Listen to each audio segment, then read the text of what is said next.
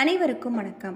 சோபக்கிருது தமிழ் புத்தாண்டு முடிந்து குரோதி தமிழ் புத்தாண்டு பிறக்கப் போகிறது. இந்த குரோதி தமிழ் புத்தாண்டின் பெயர் அர்த்தம். ஏப்ரல் 14ஆம் தேதி பிறக்கப் போகும் இந்த குரோதி தமிழ் புத்தாண்டில் நாட்டில் என்னென்ன நடக்கப் போகிறது அப்படிங்கிறத பற்றியும், மிதுன ராசிக்காரர்களுக்கு எப்படி இந்த தமிழ் புத்தாண்டு அமைய போகிறது அப்படிங்கிறத பற்றியும் தான் இன்றைக்கி நம்ம இந்த வீடியோவில் தெரிஞ்சுக்க போகிறோம். இந்த வீடியோ ரொம்பவே பயனுள்ளதாக இருக்கும். அதனால் வீடியோவை கடைசி வரைக்கும் ஸ்கிப் பண்ணாமல் பாருங்கள். நீங்கள் மிதுன ராசிக்காரராக இருந்தால் மறக்காமல் கமெண்ட் பண்ணுங்கள். முருகனுக்கு அரோகரா அப்படின்னு சொல்லிட்டு மறக்காமல் கமெண்ட் பண்ணுங்கள். கட்டாயம் உங்களுக்கு முருகப்பெருமானின் அருள் கிடைக்கும். இந்த குரோதி தமிழ் புத்தாண்டு 60 ஆண்டுகளில் 38வது ஆண்டாக இருக்குது. குரோதி என்றால் பகைக்கேடு என்று பொருள். குரோதி வருடத்தில் என்ன நடக்கும் அப்படிங்கிறத பற்றி வெண்பாவில் சில குறிப்புகள் குறிக்கப்பட்டிருக்கு.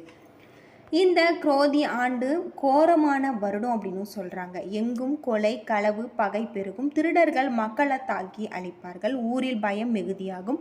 மழையும் தேவையான நேரத்தில் மிகவும் குறைவாகவே பொழியும். எங்கும் காய்கறிகளின் பற்றாக்குறை காணப்படும். பயிர்கள் அழிந்து போகக்கூடிய வாய்ப்பு இருக்குது அப்படின்னு சொல்லப்பட்டிருக்கு. இந்த ஆண்டுல மந்திரியாக சனி வருவதால் நாட்டில் விலைவாசி உயரக்கூடியதாக இருக்குது. காய்கனிகள் விலை உயரும். அடிக்கடி வாகன விபத்துகள் ஏற்படும். புதுவித நோய்கள் உண்டாகும் அப்படின்னு சொல்லப்பட்டிருக்கு. நாட்டின் நல்ல மழை பொழியும். பயிர் செழித்து தானிய உற்பத்தி அதிகரிக்கும். விவசாயம் செழிக்கக்கூடிய ஒரு காலகட்டமாக அமையும் அப்படின்னு சொல்லப்பட்டிருக்கு. இந்த குரோதி தமிழ் புத்தாண்டு மிதுன ராசிக்காரர்களுக்கு அதிரடி மாற்றங்களை தரப்போகிறது அப்படின்னு சொல்லலாம். குரோதி தமிழ் புத்தாண்டு சித்திரை மாதத்திலேயே குரு பகவான் லாபஸ்தானத்தில் இருந்து விரயஸ்தானத்திற்கு இடப்பயிற்சி அடைந்து 12ஆம் வீட்டில் பயணம் செய்ய போகிறார். சனி பகவான் பாக்கியஸ்தானத்தில் ஆண்டு முழுவதும் பயணம் செய்ய போகிறார். கிரகங்களின் மாற்றத்தால் ராகு பகவான் ராசிக்கு 10ஆம் வீட்டிலையும், கேது பகவான் ராசிக்கு 4ஆம் வீட்டிலும் ஆண்டு முழுவதும் பயணம் செய்வாங்க. சனி பகவான் ஆண்டு இறுதி கும்பராசியில இருந்து மீன ராசிக்கு இடம்பெயர்ச்சி அடைகிறார். 10ஆம் வீடான தொழில் ஸ்தானத்திற்கு சனி இடம் மாறப்போகிறது. ஆண்டு கிரகங்களின் பயணம், சனி பகவான், ராகு கூட்டணி, குரு பகவானின் பார்வை போன்றவற்றால் மிதுன ராசியில பிறந்தவர்களுக்கு இந்த குரோதி தமிழ் புத்தாண்டு மிகப்பெரிய ஒரு மாற்றத்தை தரப்போகிறது அப்படின்னு சொல்லலாம். குரு பகவான் சித்திரை மாதத்தில் இடப்பயிற்சி அடைய போகிறார். மே 1ஆம் தேதி முதல் உங்கள் ராசிக்கு விரயஸ்தானத்தில் இருந்து அமரப்போகிறார். குருவினால் உங்களுக்கு விரயம் அதிகரிக்கும். சுப விரயமாக மாற்றுங்கள். மருத்துவ செலவுகளுக்கான பண விரயம் அதிகம் ஏற்படும். வீண் செலவுகள் செய்ய வேண்டாம். குரு அமர்கின்ற இடம் விரயஸ்தானத்தில் என்பதால் நல்லது இல்லை என்பதும் பொது பலனாக இருந்தாலுமே மிதுன ராசிக்காரர்களுக்கு குரு பயிற்சி நன்மைதான் செய்யும் அப்படின்னு சொல்லப்பட்டிருக்கு. குரு பகவான் உங்கள் ராசிக்கு 7ஆம் மற்றும் 10ஆம் இடத்துக்கு அதிபதி, அதாவது கேந்திராதிபதி என்பதும் கெடக்கூடிய ஒன்றாக இருக்கு. உங்கள் ராசிக்கு குரு கெட்டவன். எனவே 12ஆம் வீட்டில் அமரப்போகும் குரு யோகத்தை கொடுப்பார். உடல்நலனில் இருந்த பிரச்சனைகள் நீங்கும். நீண்ட நாட்களாக இருந்து கொண்டிருந்த வழக்கு சமரசம் ஏற்படும் அல்லது வெற்றியை கொடுக்கும். குடும்பத்தில் குதூகலம் உண்டாகும். மனக்குழப்பம் நீங்கக்கூடியதாக இருக்கு. கடன் பிரச்சனைகள் நீங்கக்கூடிய ஒரு காலகட்டம். வாடகை வீட்டில் வசித்தவர்கள் சொந்த வீடு வாங்கும் அமைப்பை குரு பகவான் ஏற்படுத்துவார். இது நாள் வரை கடன் தொல்லையில் இருந்தவர்களுக்கு வருமானம் அதிகரிக்கும். கடன் பிரச்சனை நீங்கும். மாணவர்களுக்கு அற்புதமான மாற்றத்தை தரப்போகிறார். கல்வி கற்பதில் இருந்த தடைகள் நீங்கும். மீண்டும் புதிய உத்தியோகத்துடன் கல்வி கற்பதில் உங்களுக்கு தேர்வில் வெற்றி ஏற்படக்கூடியதாக இருக்குது. வெளிநாடு வேலை காத்திருந்தவர்களுக்கு விமான பயணத்திற்கு தயாராக வேண்டிய காலமாக இருக்குது. குருவின் பார்வை 12ஆம் வீட்டில் இருந்து 4, 6, 8ஆம் வீடுகளின் மீது விழுகிறார். சொத்து சுகம் சேர்க்கை ஏற்படும். வீடு வண்டி வாங்கலாம். இது சுப விரய செலவு என்பதால் பிரச்சனை இல்லை. 6ஆம் வீடு ருண ரேக சத்ருஸ்தானம் என்பதால் ஒரு கடன் வாங்கி இன்னொரு கடனை அடைக்கலாம். வாட்டி வதைத்த நோய்கள் தீரும். ஆயுள் அதிகரிக்கக்கூடியதாக இருக்கு. அவமானங்கள் நீங்கும். பெண்களால் இருந்த தோஷங்கள் நீங்கும். தாலி பாக்கியம் அதிகரிக்கக்கூடிய ஒரு பொன்னான காலம்.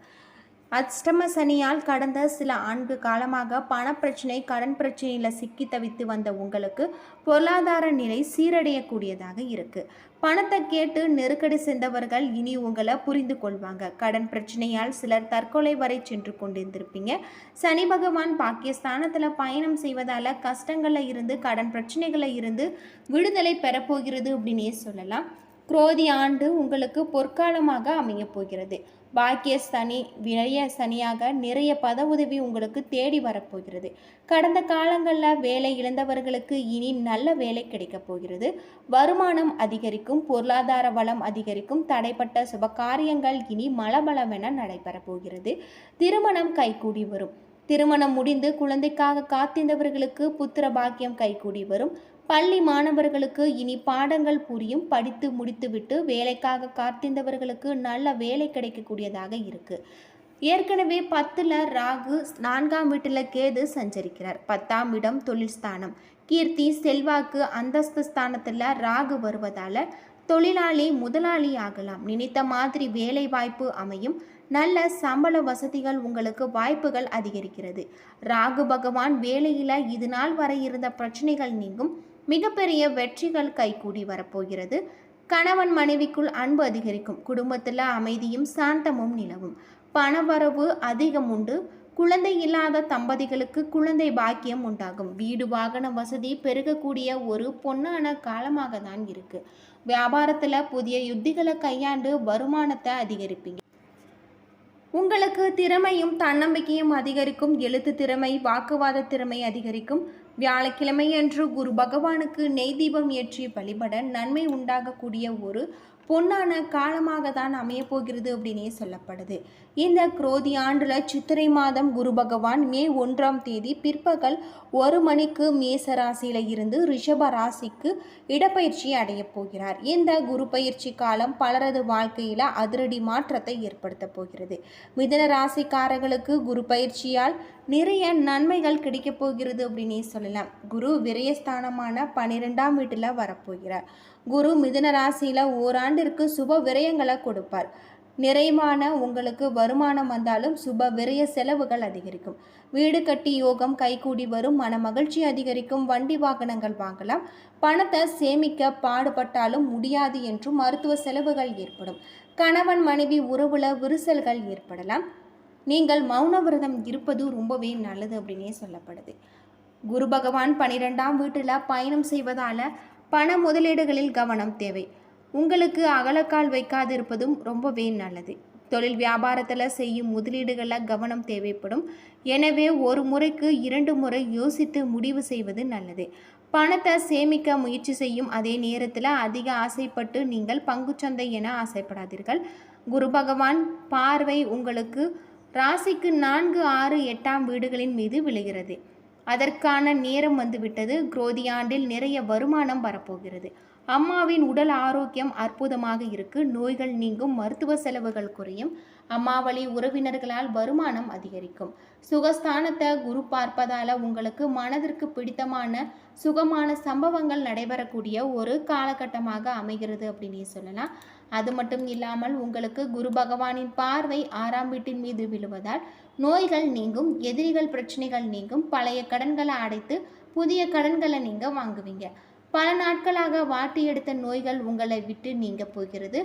6ஆம் பாவம் உங்களுக்கு உத்தியோகஸ்தானத்துக்கு 9ஆம் பாவமாவதால் செய்யும் தொழிலில் உங்களுக்கு மாற்றம் ஏற்படக்கூடியதாக இருக்கு. இதுவரை இருந்து வந்த மருத்துவ பிரச்சனைகள் செலவுகள் விளங்கும்.